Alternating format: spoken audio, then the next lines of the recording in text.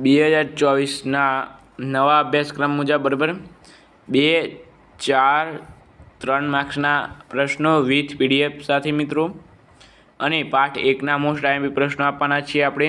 તો ચાલો જોઈએ. તો તેમાં પહેલો છે કે યુરોપ પ્રજાને પૂર્વ દેશોમાંથી મળતી ચીજવસ્તુઓ સાથી બંધ થઈ ગઈ. તો ઈસવીસન 1953માં તુર્ક મુસ્લિમોએ આંતરરાષ્ટ્રીય વેપાર મથક કોન્સ્ટેન્ટિનોપલ જીતી લીધું. પરિણામે યુરોપ અને પૂર્વના દેશો વચ્ચે વેપાર મથક બંધ થઈ ગયું અને યુરોપ પ્રજાને પૂર્વના દેશોમાંથી મળતી ચીજવસ્તુઓ બંધ થઈ ગઈ. બક્સરનું યુદ્ધ ક્યારે અને કોની વચ્ચે થયું તેનું શું પરિણામ આવ્યું? બરાબર. તો બક્સરનું યુદ્ધ ઈસવીસન 1764માં બંગાળના પૂર્વ નવાબ મીર કાસિમ મુગલ શહેનશાહ આલમ તથા અવધના નવાબના સંયુક્ત લશ્કરના અને અંગ્રેજો વચ્ચે થયું. સંયુક્ત લશ્કર અને અંગ્રેજો વચ્ચે થયું. બક્સરના યુદ્ધમાં અંગ્રેજોની જીત થઈ. મીર કાસિમ નાસી ગયો.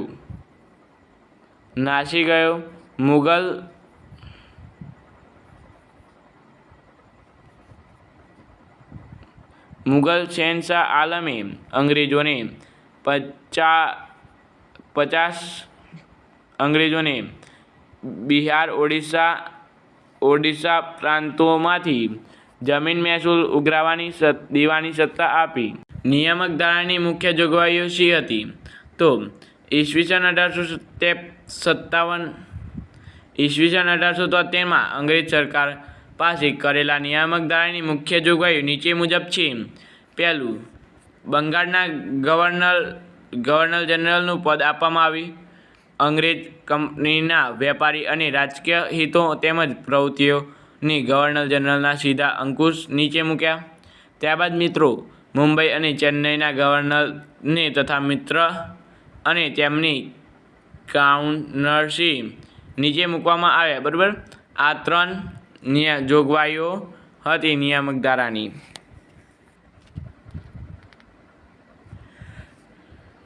4 નંબર, વેલેન્સીએ સહાયકારી યોજના અમલમાં મૂકી. તો ગવર્નર જનરલના સહજનથી તટસ્થ નીતિ અપનાવી હતી. તેના કારણે ભારતમાં ઈસ્ટ ઇન્ડિયા કંપનીની પ્રતિષ્ઠા ઘટી.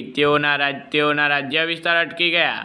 તેમના સમયમાં અંગ્રેજોના હરીફ મરાઠાઓ વધારે શક્તિશાળી બન્યા. પરિણામે કંપનીની સર્વોપરિતા નષ્ટ થવાના સંજોગોમાં ઊભા થયા.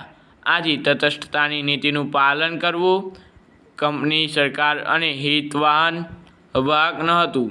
આથી વેલેન્સીએ કંપનીની સર્વોપરિતા અને પ્રતિષ્ઠાનું પુનઃસ્થાપન કરવા સહાયકારી યોજના અમલમાં મૂકી. બરાબર.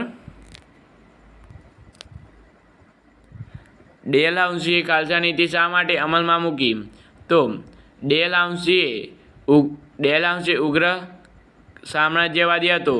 તે કોઈ પણ ભોગે સમગ્ર ભારતમાં કંપની સરકારના શાસનનો વિસ્તાર કરવા અને અંગ્રેજોની સાર્વભૌમ સત્તા સ્થાપવા ઈચ્છતો હતો. આ હેતુ સિદ્ધ કરવા ડેલહાઉસીએ ખાલસા નીતિ અમલ કરી. ત્યારબાદ મિત્રો 3 માર્ક્સના પ્રશ્નો જોઈએ હવે. તો યુરોપ પ્રજાને ભારતમાં આવવાનું જગમાર્ગ શોધવાની ફરજ પડી. આ વિધાનને સમજાવવાનું છે. તો પ્રાચીન કાળથી પશ્ચિમ દેશો અને ભારત વચ્ચે મોટા પાયાના વેપાર ધંધાઓ ચાલતા હતા. એ સમયે યુરોપના બજારો ભારતમાં મરી મસાલા, તેજાના મલમલ, રેશમી કાપડ, ઘડી તેમજ અન્ય કિંમતી ચીજોની ભારે માંગ રહેતી. પશ્ચિમ અને પૂર્વ દેશો વચ્ચે વેપાર ઈરાની અખાત અને રાતા સમુદ્ર જળ માર્ગે તેમજ મધ્ય એશિયાના જમીન માર્ગ ચાલતો. આ માર્ગ તુર્ક મુસ્લિમોએ કોન્સ્ટેન્ટિનોપલ વેપારનું મુખ્ય મથક હતું. ઈસવીસન 1943માં તુર્ક મુસ્લિમોએ કોન્સ્ટેન્ટિનોપલ જીતી લીધું. પરિણામે યુરોપના દેશો ભારત અને ભારત વચ્ચેના વેપાર માર્ગ બંધ થયો. યુરોપ પ્રજાને ભારતની મરી મસાલાની જરૂર હતી. મરી મસાલા વગર ચાલે તેમ ન હતું.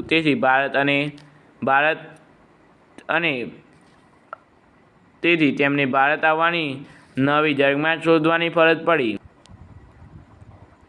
ઈસ્ટ ઇન્ડિયા કંપનીના ભારતમાં કયા કયા વેપારી મથકો સ્થાપ્યા, એટલે કે કઈ કોઠીઓ સ્થાપી?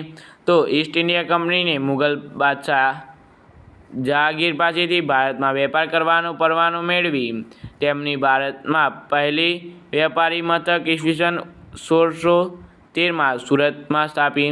1613 થી 1618 દરમિયાન કંપનીઓએ ગુજરાતના ખંભાત, ભરૂચ, વડોદરા અને અમદાવાદ, સુરત વેપારી મથકની શાખાઓ સ્થાપી. ત્યાર પછી તેમણે જ્યોર્જ ફોર્ટ વગેરે સ્થળોએ પોતાના વેપારી મથકો સ્થાપ્યા. તેમજ ઈસ્ટ ઇન્ડિયા કંપનીએ મુંબઈ ખાતે પોતાનું વડું મથક સ્થાપ્યું. ત્યારબાદ મિત્રો મોસ્ટ આઈએમપી પ્રશ્ન છે કે પ્લાસીનું યુદ્ધની ટૂંકમાં માહિતી આપો, અથવા પ્લાસીનું યુદ્ધ કોની વચ્ચે થયું, શા માટે, તેનું પરિણામ જણાવો. તો પ્લાસીનું યુદ્ધ 1657માં બંગાળના નવાબ સિરાજુદ્દૌલા અને અંગ્રેજો વચ્ચે થયું. ઈસ્ટ ઇન્ડિયા કંપનીના પોતાના રક્ષણના બહાને હેઠળ પોતાની વેપારી મથક ફોર્ટ વિલિયમની કિલ્લેબંધી કરવા માંડી. સિરાજુદ્દૌલાની અંગ્રેજોની ખટપટોથી વાકેફ હતો, આથી તેની કિલ્લેબંધી તોડી નાખી. આ સમાચાર મળતા ચેન્નઈના ગવર્નરને બંગાળના અંગ્રેજોની મદદ કરવા રોબર્ટ ક્લાઇવને નાનકડું લશ્કર મોકલ્યું અને અંગ્રેજોની સીધી લડાઈ નવાબના સિરાજુદ્દૌલાને હરાવી શકે તેમ ન હતી. તેથી તેમણે સિરાજુદ્દૌલાને હરાવવા કાવતરું ઘડ્યું. રોબર્ટ ક્લાઇવને નવાબના સેનાપતિ મીર જાફરને બંગાળનો નવાબ બનાવવાની લાલચ આપી. તેમણે બંગાળના બીજા વિરોધીઓને પણ લાલચ આપી પોતાના પક્ષમાં લીધા. અમીરચંદને 30 લાખ રૂપિયા આપવાનું કબૂલી અંગ્રેજોને મદદ કરી. ત્યાર પછી રોબર્ટ ક્લાઇવે બંગાળનો નવાબ અંગ્રેજોને કર્ણગત કરે છે એવું બહાનું કાઢી તેની સામે ઈસવીસન 1857માં યુદ્ધ જાહેર કર્યું. પ્લાસી મેદાનમાં સિરાજુદ્દૌલા અને અંગ્રેજો વચ્ચે થયેલા યુદ્ધમાં અંગ્રેજોની જીત થઈ. મીર જાફરને બંગાળનો નવાબ બનાવવામાં આવ્યો. તેના બદલામાં મીર જાફરને અંગ્રેજોને બંગાળની 24 પરગનાની જાગીર આપી. આમ ભારતમાં અંગ્રેજ સત્તાનો પ્રારંભ થયો. ત્યારબાદ મિત્રો મોસ્ટ આઈએમપી પ્રશ્નો છે 4 માર્ક્સના, બરાબર. આમાંથી તમારે કરવાના છે આ 6 જ પાઠ એકના કરવાના છે, બીજા એક પણ કરવાના નથી, બરાબર. આ 6 પ્રશ્નો તમે તૈયાર કરશો એટલે તમારે અને પાઠ 2 માર્ક્સના અને 3 માર્ક્સના અને આ 4 માર્ક્સના કરશો એટલે પાઠ 1 તમારો કમ્પ્લીટ મિત્રો, બરાબર. તો અચૂકથી મિત્રો આની PDF નીચે આપેલી છે, ત્યાં જઈને પણ તમે લઈ શકો છો. આનું સોલ્યુશનનો વિડીયો પણ આપણે ટૂંક જ સમયમાં આવી જશે, બરાબર.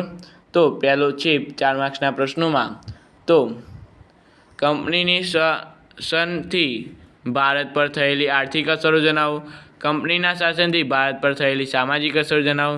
મિત્રો આમાં છે સામાજિક અસર અને આમાં છે આર્થિક અસર, બરાબર. બંનેમાં અલગ અલગ છે. ત્યારબાદ છે મિત્રો ત્યારબાદ છે બક્સરનું યુદ્ધ જણાવવાનું છે. ટૂંક નોંધ છે મિત્રો, મોસ્ટ આઈએમપી છે બક્સરનું યુદ્ધ અને પ્લાસીનું યુદ્ધ. આ તૈયાર કરી લેજો. ત્યારબાદ છે વેલેન્સીની સહાયકારી યોજનાની મુખ્ય શરતો કઈ હતી. ત્યારબાદ ડેલહાઉસી અંતર્ગત કયા રાજ્યોમાં ખાલસા કર્યા. ત્યારબાદ છે ડેલહાઉસી સુધારાવાદી ગવર્નર જનરલ ગણાય છે. આ મિત્રો 6 તમારે કરશો એટલે થઈ જશે. અને આ 4 માર્ક્સના પ્રશ્નના સંપૂર્ણ સોલ્યુશનનો વિડીયો આપણે અલગથી બનાવીશું, બરાબર. કારણ કે આ વિડીયો બહુ ઓલરેડી લાંબો થઈ ગયો છે મિત્રો, ઓલરેડી 9 મિનિટનો વિડીયો થઈ ગયો છે. તો વિડીયો જોવા બદલ તમારો ખૂબ ખૂબ આભાર. Thank you so much. Video જોવા બદલ તમારો ફરીથી ખૂબ ખૂબ આભાર.